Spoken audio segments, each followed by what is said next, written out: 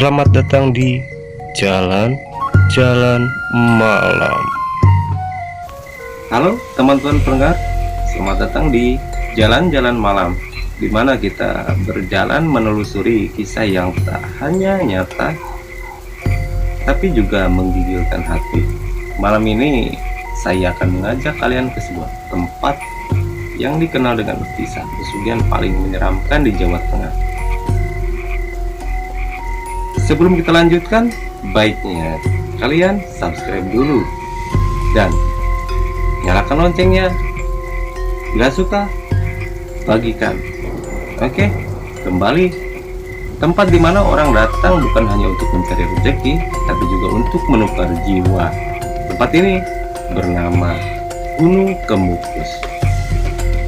Banyak orang percaya bahwa di puncak gunung ini ada kekuatan gaib yang bisa memberikan kekayaan, tapi tidak gratis. Ada harga yang harus dibayar. Inilah kisah misteri di balik pesugihan Gunung Kemukus.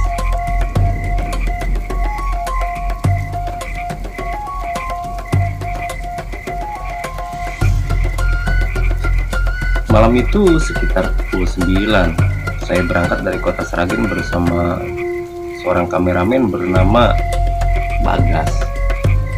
Kami mendapat izin untuk merekam dokumenter mistik di Gunung Kemukus. Di perjalanan kami menumpang ojek dari warga sekitar. Sopir ojek itu tiba-tiba berbisik pelan, "Mas, kalau nanti sampai di atas jangan ngomong sembarangan ya. Kadang yang nyapa bukan manusia." Saya hanya mengangguk, mencoba menenangkan diri. Udara semakin dingin, kabut turun menutupi pandangan. Di kejauhan terdengar suara gamelan samar, padahal tak ada perayaan apapun malam itu. Begitu kami menapaki anak tangga menuju puncak, rasa berat seolah menekan bahu, dan di setiap langkah saya merasa seperti diawasi. Sekitar pukul 11 malam, kami tiba di pelataran kecil. Beberapa orang terlihat berdoa di bawah pohon besar. Sebagian membawa bunga dan dupa. Sebagian pun ada yang hanya duduk menatap tanah. Saya mulai menyalakan kamera, tapi Bagas tiba-tiba berseru, "Mas, baterai kameranya ngedrop semua. Bagaimana nih?" Kami berhenti sejenak, lalu mencoba berbincang dengan seorang ibu tua. Ia memakai selendang busuk, matanya sayu tapi tajam.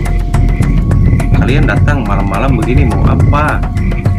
Saya jawab, "Mau lihat ritual bu, katanya banyak yang datang pesugihan." Ia tersenyum tipis lalu berbisik, "Kalau sudah tengah malam jangan banyak tanya, karena pasar akan dibuka." Saya sempat bingung, namun benar saja tepat jam 12 kurang 5 menit angin berhenti, udara membeku. Lalu aroma melati sangat kuat, kabut turun begitu tebal, dan di dalamnya tampak bayangan orang-orang berjalan, tapi langkahnya tak menyentuh tanah.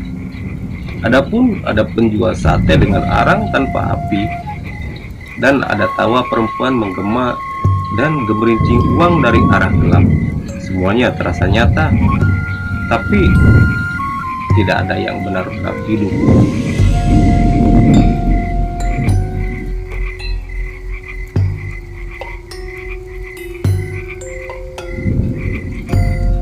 Lalu kami bertemu dengan seorang pria tua, rambutnya putih panjang, matanya tajam, namanya Mbah Darmo, yang katanya penjaga spiritual Gunung Kemukus.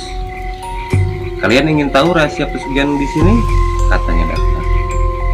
"Tapi ingat, setiap yang diterima harus dibayar."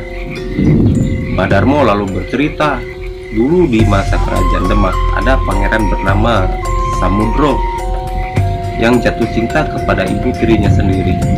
Mereka dikutuk mati di tempat ini, dan sejak saat itu roh mereka diyakini menjadi penunggu gunung. Banyak yang datang membawa sesajen, bahkan melakukan hubungan dengan orang lain yang bukan pasangannya. Konon, itu adalah simbol penyatuan terlarang yang dipercaya membuka pintu rezeki. Namun, siapapun yang melanggar aturan ritual akan dituntut jiwanya. Saat Mbah Darmo bercerita, suara gamelan tiba-tiba berubah pelan menjadi jeritan samar. Udara di sekitar kami mendadak panas. Lalu dari balik kabut muncul sosok perempuan berkebaya putih. Langkahnya pelan, matanya hitam seluruhnya. Dia berhenti di depan kami, menatap Bagas tanpa suara, lalu menghilang seperti kabut tersedot.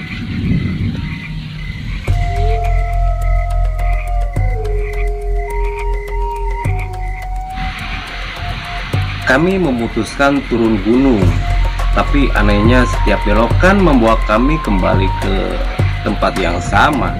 Pohon besar itu terus muncul berulang-ulang. "Mas, kayaknya kita muter-muter di tempat yang sama," kata Bagas gugup. Lalu kami melihat seseorang duduk bersila di tengah jalan. Pria muda mengenakan baju koko putih. Di depannya ada kemenyan dan segelas kopi hitam. "Kalian tersesat," katanya tanpa tatap kami. "Kalian ganggu ritual orang."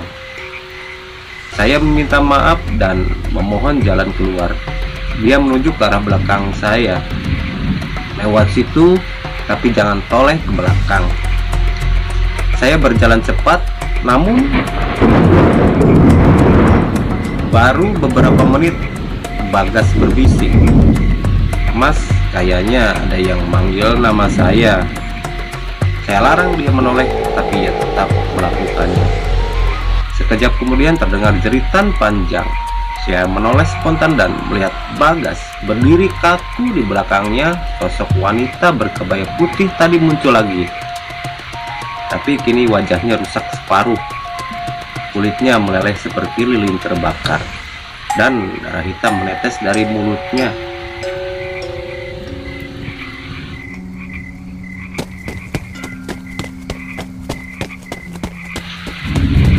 Saya berlari menuruni jalan setapak, tapi tanah terasa berat menahan langkah.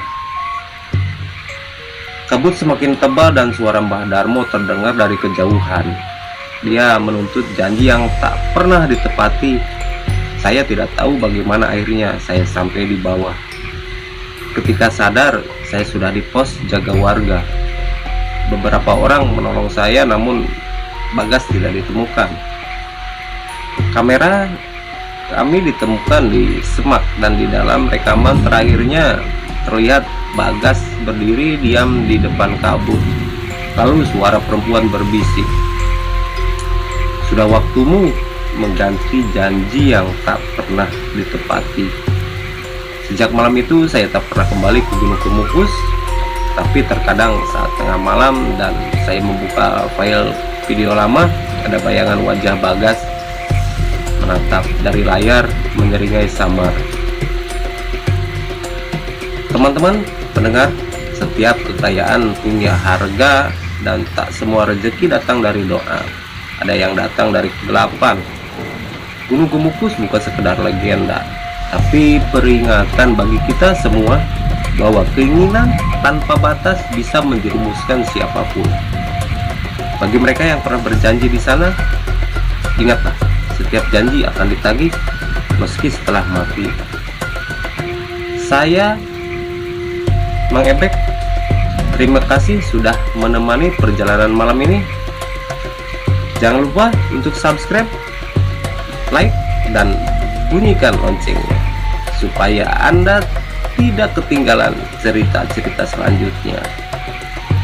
Dan bagikan video ini, dan jangan lupa tetap waspada, tetap berdoa, dan jangan berjalan sendirian di tengah malam, karena mungkin ada yang berjalan di belakangmu. Selamat malam dan sampai jumpa di kisah jalan-jalan berikutnya. Salam jalan-jalan malam.